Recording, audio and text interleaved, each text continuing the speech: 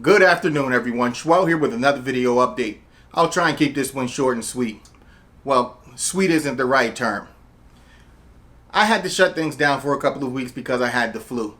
It kicked my ass. This is the first time in my life as an adult that something like the flu has had such an impact on me. But as I started to ramp things back up last week, I got a call from Kevin the Tag Daddy telling me that there was an active shooter in progress at his daughter's high school. Most of you know what I'm talking about. That's down in Parkland, Florida. Believe it or not, Kevin, the host of Gun News Weekly, the show that I used to co-host on, he has two daughters that attend the school that shooting happened at last week. So when I got that call from him, all types of emotions started swirling. Because Kevin's family is my family. We spent enough time and done enough things together where I look at his daughters like an extension of my daughters. So when I got that call from him, there was fear, there was anger, all of that stuff started happening for me. I can't and refuse to try and imagine the emotion that Kevin and Katie were going through when they got that call. Kevin was able to be in touch with his daughters the entire time via their cell phones. But that didn't make anything better.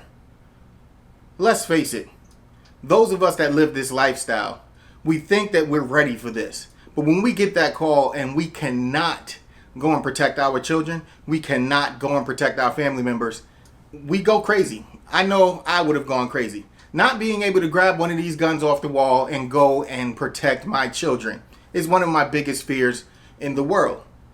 That's why I always have a gun on me when I leave the house. Even as I'm in the house right now, I have a gun on me. That doesn't make me a nut. That doesn't make me paranoid. That makes me prepared. That I have accepted that there are some people out there that are willing to do bad things to good people. What we saw last week is one of those instances. Now, the reason why I'm making this video is because over the years, covering stories like this and being a part of this community in this industry, I've exposed myself to a lot of information. I've actually done some research on this stuff.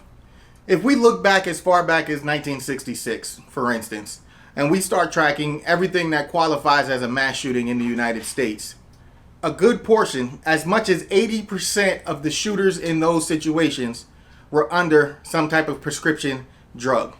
As much as 80%. Let that sink in a bit. Right now, we're in the midst of a war.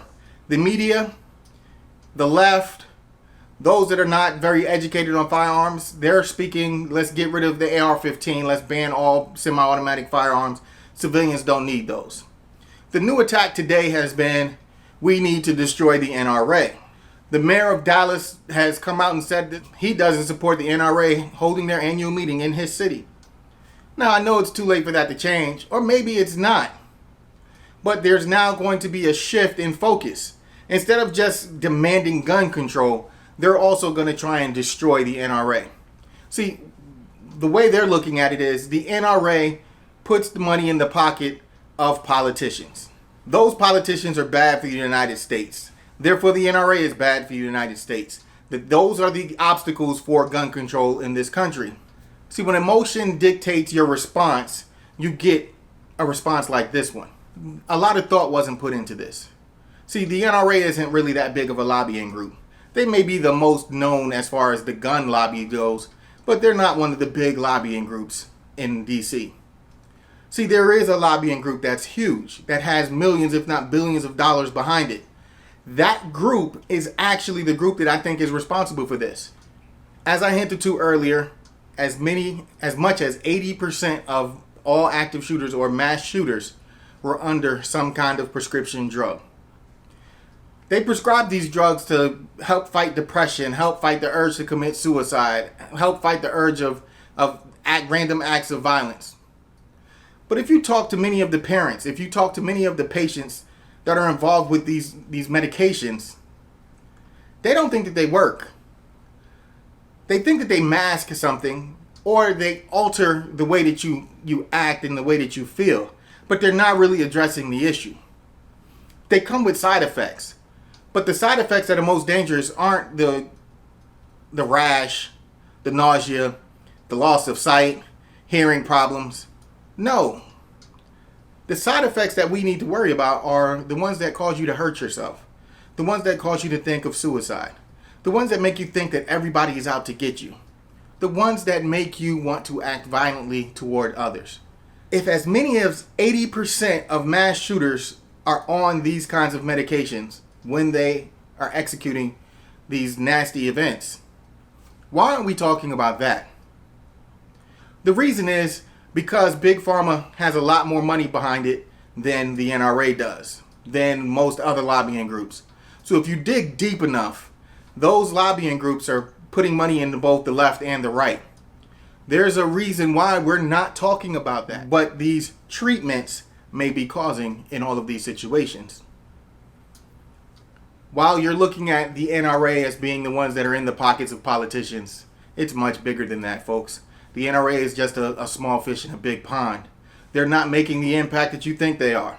A lot of us in the last few months have actually been critical of the NRA because of the things that they've done and the stances that they've taken. That doesn't mean that it's okay to blame the NRA when someone makes the decision to go out and hurt others. That's not it. So let's stop being blinded by the okie doke. Because the money from Big Pharma impacts politicians and it also impacts the media. There's a reason why the media is going after the big gun or going after the black guns and the NRA as opposed to these drugs that these folks are taking. There's no money in it. It always comes down to money. It always comes down to greed. When do we put our children before everything else? When do we put safety above everything else? Attacking the gun, easy. Attacking the NRA, easy. But when you really dig deep beneath the surface, you realize that it's a bigger problem. There are more knife deaths or murders by knife in this country than there are by guns. Why are we not talking about that? It's not about me deflecting one from the other. No. I guarantee you drugs are a part of those knife deaths as well. Big Pharma doesn't want us to recognize that. I want to end with this. Thoughts and prayers do absolutely nothing. You're getting it from the left and the right that it's time for action. Let's try to make sure that we take the right action. Because I think it's time for both sides to come together and attack the actual problem.